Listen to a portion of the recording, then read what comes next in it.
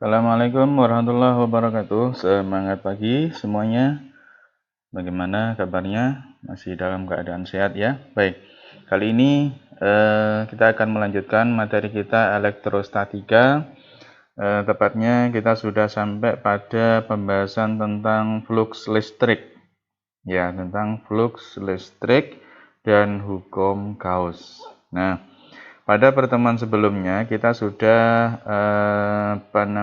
sudah kita gambarkan bagaimana pola garis-garis medan ya, pola garis-garis medan untuk muatan positif dan pola garis-garis medan untuk muatan negatif ya.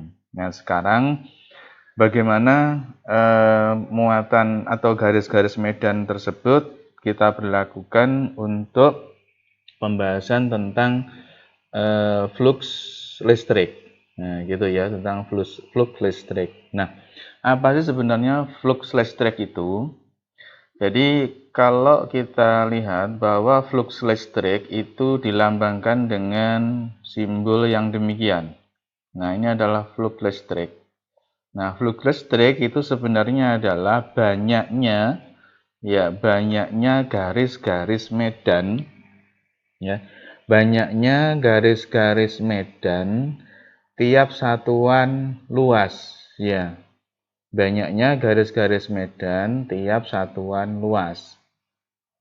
Nah, seperti itu. Nah, kalau kita rumuskan, maka akan kita dapatkan seperti ini. Jadi flux listrik itu adalah ini kuat medan kita dotkan dengan luasnya, yaitu AN. Apa itu AN? Nanti kita jelaskan gitu ya. Nah, apabila ada garis-garis medan listrik menembus suatu permukaan, jadi ceritanya ini kalau kita mempunyai sebuah permukaan, katakan seperti itu, misalkan saya gambar ya, oke. Nah, saya punya gambar seperti ini. Oke, nah ini adalah suatu permukaan di mana kalau permukaan ini saya gambar garis normalnya. Itu garis normal itu kan garis yang tegak lurus dengan bidang gitu kan. Nah, kalau ini saya ambil garis ke sana, ini saya anggap tegak lurus, kita beri nama N, ya N itu adalah garis normalnya. Nah, maka yang dinamakan dengan flux listrik itu adalah banyaknya garis-garis ini ya. Jadi kalau saya beri warna yang beda gitu. Nah, ini ada garis-garis medan. Oke, sana. Ya gitu. Oh, gitu ya. Nah, kayak gitu. Ini adalah jumlah garis-garis medan yang menembus suatu permukaan. Ya, secara tegak lurus, kan gitu ya. Secara tegak lurus. Nah, oleh karena itu, ketika kita nanti menjabarkan rumusan ini, gitu, rumusan flux ini, oke, rumusan flux ini akan kita peroleh sama dengan E, ya, A, ya, dikalikan dengan cos theta. Nah, gitu. EA cos theta. Dengan ini adalah fluxnya. Jadi ini adalah flux listrik. Oke. Oke, flux listrik. Nah, ini ya. Ini adalah flux listrik. Satuannya adalah Weber. Nah, ini adalah Weber. Disingkat WB gitu ya. Kemudian E adalah kuat medan listrik. Nah, gitu. E ini kuat. Oke, medan. Ya, kuat medan satuannya adalah Newton per Coulomb. Nah, gitu. A adalah luas, ya. A-nya adalah luas permukaan yang ditembus. Ya. Ini adalah luas permukaan. Nah, gitu. Luas permukaan yang ditembus. Nah, yang ditembus siapa? Yang ditembus oleh garis-garis medan itu. Satuannya adalah meter persegi. Itu. Nah, jadi ini adalah definisi dari flux listrik, gitu ya. Nah, kalau misalkan kita punya sebuah permasalahan, ya ada garis-garis medan gitu ya. Saya ambil contoh, misal ini contoh. Oke. Nah, ini contoh. Misalkan saya punya bidang, bidang ini menghadap ke atas, gitu ya. Bidang ini menghadap ke atas. Nah, diketahui panjang perseginya itu misalkan dengan sisi 20 cm. Misalkan adalah 20 cm gitu. Terus kemudian ada kuat medan listrik secara homogen, besarnya 100 Newton per Coulomb. Nah, misalkan ada E. Nah, gitu besarnya 100 Newton per Coulomb. Gitu. E-nya adalah segitu. Dengan arah searah dengan bidang. Perhatikan. Yang pertama, permasalahannya adalah kalau searah. Ya, searah bidang. Nah, kalau searah bidang bagaimana? Berarti ini bidangnya akan menghadap ke atas gitu. Dan kalau searah otomatis dia akan punya arah ke sana gitu. Ini E-nya ke situ. Padahal kita punya kalau bidangnya menghadap ke sana, maka garis normalnya akan ke situ tuh. Nah, ini adalah garis normalnya gitu. Garis normalnya. Maka dengan demikian kita kembalikan pada rumusan ini bahwa fluxnya, flux yang terjadi kalau kasusnya begini itu akan sama dengan E dikalikan dengan A dikali dengan cos. Nah, cos berapa? Ini adalah diukur dari garis normal gitu. Memang selalu diukur dari garis normalnya. Berapa ini ke sana? 90 derajat. Nah, gitu. Berarti E-nya dimasukkan 100. Nah, kalau ini persegi, kemudian luasnya ini berarti kita punya luas berapa? Ya, berarti ini sentimeter ya berarti. Kan luasnya sisi kali sisi kan gitu. Sisi kali sisi. Intinya di sini kita tulis 20 kali 10 pangkat min 2 kita kuadratkan. Kan sisi kali sisi kan? Meter nantinya gitu. Nah, cos 90 berapa? 0. Ya, cos 90 kan 0 toh? Maka berapapun angkanya ini kalau kalikan 0 sama dengan 0. Nah, berarti fluxnya sama dengan 0. Lo coba lihat sekarang gitu. Pada kasus seperti ini ada ndak garis-garis medan yang menembus permukaan ini? Jelas tidak. Kenapa? Lawang ini jelas ya, ininya sejajar dengan bidang. Maka ndak akan ada yang menembus, maka hasilnya adalah 0 gitu. Oke, jadi demikian untuk kasus yang searah dengan bidang. Nah, bagaimana kalau misalkan E-nya itu membentuk sudut 30 terhadap bidang? Ya, agak ke sini ya. Oke, E-nya itu membentuk sudut 30 derajat terhadap bidang. Oke, nah terhadap bidang gitu 30 derajat. Nah, coba digambar lagi bidangnya. Oke, saya punya bidang seperti ini. Anggap persegi ya gitu. Nah, ini garis normalnya tetap ke arah sana. Oke, ini adalah garis normal.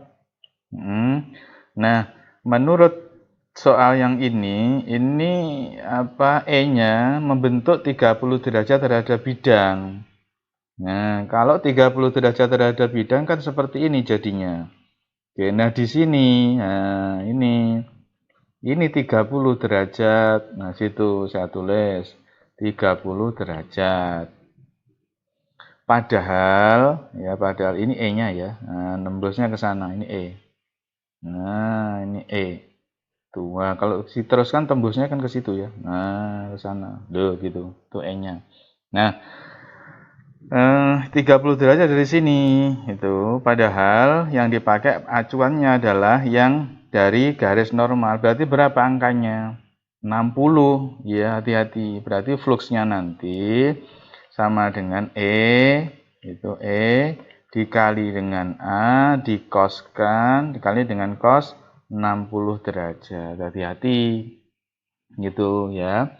Berarti di sini, nah kita ketemu, nah, E-nya ada 100, kemudian luasnya tadi sama dengan ini kan, 20 kali 10 pangkat min 2, saya jadikan 2 kali 10 pangkat min 1 kan gitu ya.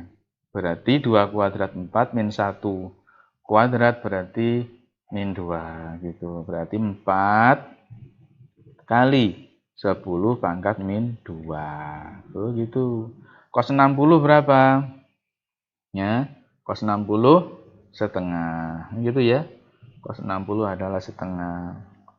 Oke, sama dengan, berarti udah jelas. Ini kan nolnya kecoret sama situ. Ini sama situ hilang. Berarti tinggal angka berapa? 2. Nah, gitu. 2 Weber.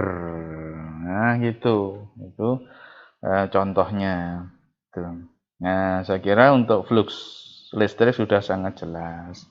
Nah, kemudian sekarang kita akan lanjutkan untuk membahas tentang hukum Gauss. Ya, hukum Gauss. Oke. Masih cukup ya tempatnya ya. Oke, masih cukup hukum Gauss. Oke, hukum Gauss. Iya, gitu ya. Nah, kalau saya punya permukaan seperti ini, oke, coba perhatikan. Nah, kemudian saya punya muatan ada di sini. Nah, sana, kemudian itu, nah, ke situ, nah, ke sana, itu. Nah, ini adalah E-nya. Nah, ini adalah E. Ya, ini adalah garis-garis medannya. Oke, muatannya di sini. Nah, maka hukum Gauss itu mengemukakan bahwa jumlah seluruh garis-garis medan, ini kan garis-garis medan ya, ini garis-garis medan. Jumlah seluruh garis-garis medan yang menembus suatu permukaan tertutup, ya, itu sebanding dengan jumlah muatan listrik yang dilingkupinya, sebanding dengan jumlah muatan listrik yang dilingkupinya. Berarti kalau di awal kita punya rumusan apa ini coba? Nah gitu ya, cos theta. Nah, ini sebanding dengan jumlah muatan, sebanding dengan Q gitu. Ini adalah jumlah muatan yang melingkupinya, atau ya Q yang melingkupinya atau yang dilingkupi oleh permukaan tertutup itu gitu loh. Nah, tetapi di sini masih ada kesebandingan berbalik dengan apa? Epsilon 0 gitu. Nah, epsilon 0 itu apa? Adalah permitivitas udara. Ini adalah muatan yang dilingkupi oleh permukaan tertutup itu. Ini misalkan irisan bola ya gitu ya. Nah, ini adalah jumlah muatannya dibagi dengan epsilon 0.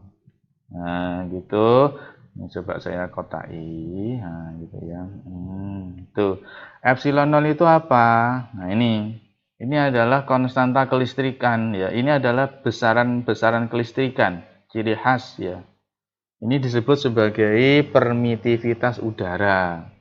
Nah, coba ini permitivitas. Nah, itu.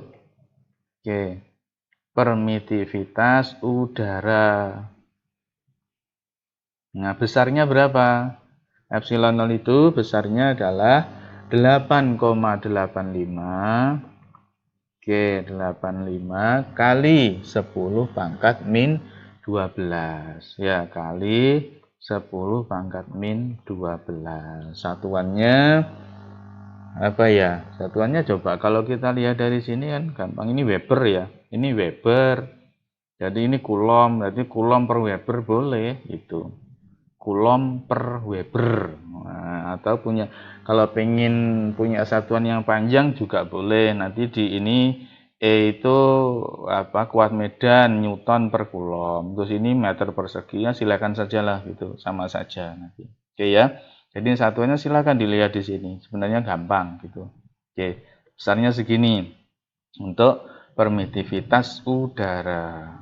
Nah, ini kalau listrik memang punya ciri khas epsilon. Ini adalah ciri khas kelistrikan suatu bahan seperti ini.